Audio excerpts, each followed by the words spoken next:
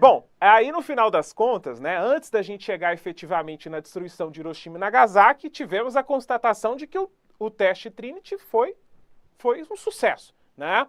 E aí, esse teste, existia toda uma cobrança para ele acontecer o quanto antes, porque na sequência, o governo dos Estados Unidos teria ali um dos momentos mais importantes do final da guerra, a guerra ainda não acabou, né? Que era a famosa Conferência de Potsdam, né? Tivemos inicialmente a Conferência do Teherã, nos momentos finais ali da guerra, quando as potências aliadas tiveram um clima muito amistoso, né, já discutiam ali o conflito, já era dado como certo a vitória, mas o clima de Potsdam já não foi tão assim.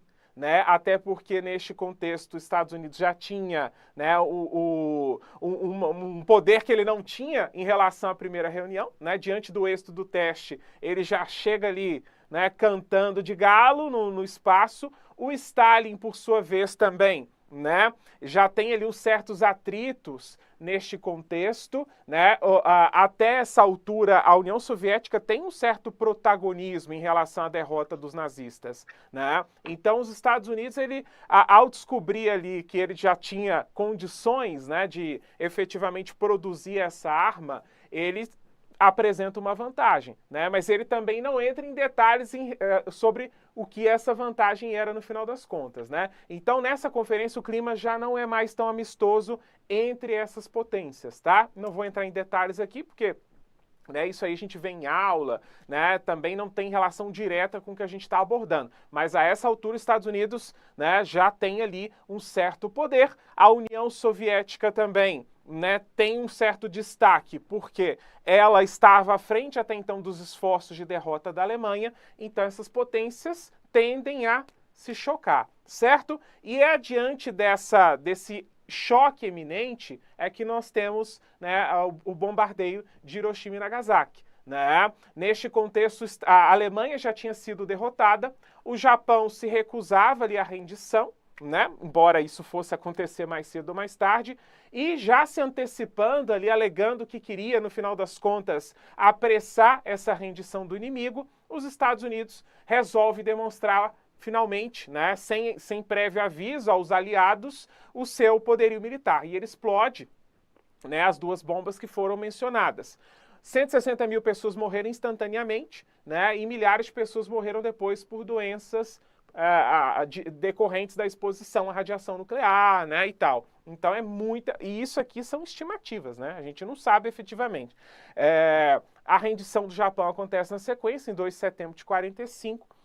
E para muitos, hoje, a leitura que a gente faz, os historiadores no geral, é que os Estados Unidos fez isso, né, mais do que para pressionar pela rendição do Japão, ele fez isso para demonstrar, intimidar já a sua rival na nova ordem mundial que estava prestes a acontecer. Né? No caso, a União Soviética. Então, para os historiadores, os bombardeios de Hiroshima e Nagasaki são o início da Guerra Fria, quando os Estados Unidos já tem ali a clara pretensão de intimidação da União Soviética. Já estava claro que aquela terceira via, né, na ordem mundial, que era o nazifascismo, tinha sido sepultado. Então, dos escombros da Segunda Guerra, emergiam duas grandes potências, Estados Unidos e União Soviética. Né? Então a Guerra Fria já estava ali simbolizada por este ataque. Eu não vou entrar em detalhes aqui, até porque senão a gente vai daqui a pouco chegar no tempo do filme, né? O filme dura 3 horas, a gente já avançou aqui bastante, mas só para explicar rapidamente, no final das contas, né, o que vem depois de 45 é essa ordem bipolar,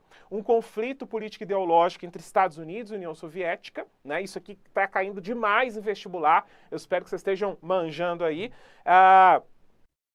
Fala pessoal, desculpa eu interromper aqui a aula, mas é rapidinho, tá? Se você está curtindo esse vídeo, não se esqueça de deixar o like, se inscrever no canal e, claro, ativar o sininho com todas as notificações. Isso ajuda bastante aqui o canal a ganhar relevância na plataforma. Então, galera, é isso. Não se esqueçam que tem playlist aqui com todos os conteúdos de física especiais para o Enem e esse canal tá cheio de conteúdo para o Enem. Beleza? Segue a aula. esse conflito, essa ordem bipolar que se instaura, né, em que Estados Unidos e União Soviética lideram esses polos, nós temos aqui essas duas superpotências militares disputando entre si pela hegemonia mundial. Num primeiro momento, os Estados Unidos têm a vantagem por causa dessa produção de armas nucleares, mas a União Soviética se apressa, né, e na sequência, já no contexto da Guerra Fria, ela também consegue produzir, né, armas nucleares. E aí existe todo um debate no filme, né, se houve vazamento ali do Projeto Manhattan, né, se houve, quem foi que fez isso, mas é muito provável que não tenha nem sido uma pessoa só, né, porque tinham milhares de pessoas ali, então é provável que tenha sido mais de uma pessoa se houve esse vazamento, né. Então, nós temos aqui dois blocos se formando, né? Um liderado pelos Estados Unidos, o bloco de países de economia capitalista, e a União Soviética, líder do bloco de países de economia socialista, né? E esses dois países, eles vão disputar a hegemonia mundial. Eles querem projetar, ou melhor, expandir as suas zonas de influência. Só que esses países, embora eles rivalizem, eles não se enfrentam diretamente, né? Não chegamos a ter, graças a Deus, né, um conflito armado entre essas duas potências, senão, né, isso representaria o quê? A destruição completa da humanidade, né? Já que a essa altura os dois conseguiriam ali produzir, né, conseguiriam se atacar mutuamente, né, com armas de destruição em massa. Isso era muito temido, né? As pessoas que viveram essa época, elas viveram, sobretudo nos anos 50, né, que é a fase clássica da guerra, um momento de muito temor, né, de muito medo, de que a destruição do mundo pudesse acontecer em todo momento. Tinha gente que tinha aqueles porões, né, com abrigo possivelmente para se proteger de uma destruição nuclear, que não ia adiantar de nada, né? Mas eles tinham comida estocada e tal. Existia muito medo de que isso chegasse a acontecer, mas também existia ali um temor dessas próprias potências, por isso que elas não chegaram a se rivalizar frontalmente. Elas se enfrentam de maneira indireta, em conflitos que acontecem nas periferias do mundo. Então nós temos, por exemplo, esses países se enfrentando indiretamente na Guerra do Vietnã, esses blocos se enfrentando indiretamente na Guerra da Coreia, que é um momento ali em que existe todo um temor dessa guerra chegar às vias de fato, né? E aí logo na sequência da Guerra da Coreia, nos anos 50, né, existe um recuo desses dois países, falam, vamos coexistir ou tentar coexistir aqui pacificamente, né? Isso avança mais depois dos anos depois de 53, né? Depois da morte do Stalin, quando Khrushchev já está no comando da União Soviética. E os Estados Unidos, por sua vez, também estava tendo muito problema, né? Porque tinha a Revolução Cubana acontecendo aqui, né? Tinha toda uma série de conflitos internos também, e essa coexistência pacífica, embora ainda assim tensa, né, foi possível por alguns anos. Não precisa saber exatamente quando aconteceu isso, tá? Eu sempre reforço isso, até porque a interpretação ocidental e oriental dessa coexistência pacífica, ela varia muito de historiador para historiador também. Às vezes você vai encontrar com um nome assim, tá? Escrito assim. É a mesma coisa que coexistência pacífica. Não, mas não precisa saber isso não, só estou mencionando aqui mesmo. O nosso amigo perguntou aqui se a Guerra Fria foi uma espécie de guerra de procuração. Não exatamente, né? Porque a gente tem aqui um envolvimento direto. O caso dos Estados Unidos, por exemplo, ele participa diretamente da Guerra do Vietnã, né? Então não chegou a ser uma guerra por procuração. É um conflito ideológico, né? Que por vezes ele parece chegar às vias de fato, né? Guerra de procuração, eu não sei se isso seria aplicado ao conflito como um todo, tá? Até porque, em alguns contextos, a gente tem uma participação mais efetiva. O caso dos Estados Unidos na Guerra do Vietnã, tá bom? E aí a gente tem algumas características gerais, né? Como a gente já mencionou que existe toda uma corrida armamentista que é o motor dessa guerra, porque aquele que tiver maior poderio bélico, né, ele tem mais chances de se impor, de expandir suas zonas de influência ideológica. Existe também toda uma preocupação de produzir aqui, manter ativa uma indústria de propaganda, porque é preciso ficar muito claro para a sua população, né, de que você está vivendo o melhor dos mundos, né, e que o seu adversário, ele representa tudo que há de pior, né? Então, no caso da propaganda norte-americana, né, que vai estar expressa em filmes, como é o caso do rock aqui, né? O que nós temos? É a ideia de que quem vive sobre a égide do comunismo está vivendo ali uma situação de completa servidão, né? De uma supressão total da liberdade. Enquanto nas produções soviéticas, a leitura que se terá é aquelas pessoas vivem numa situação absurda, porque em nenhum momento é contemplada a igualdade, né? São, inclusive, inclusive o país ali, rival nosso, ele tem uma postura imperialista perante ao mundo, né? Então existe